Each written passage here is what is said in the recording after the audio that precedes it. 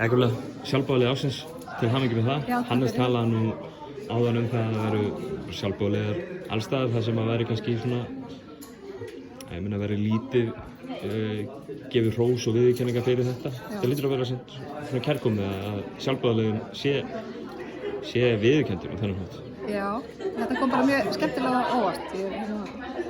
Bara, kærkomið viðurkenning.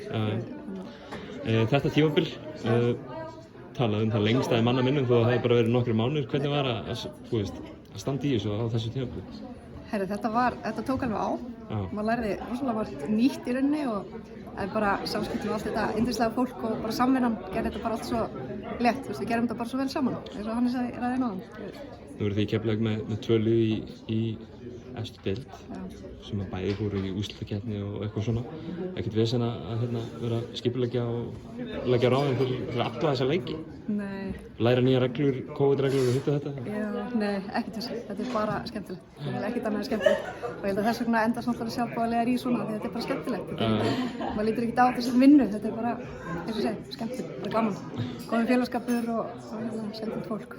Stutt í næsta tímabil, eru allir sjálfboðaliðar klárir? Já, við erum bara strax byrjuð og bara fullir í hörku.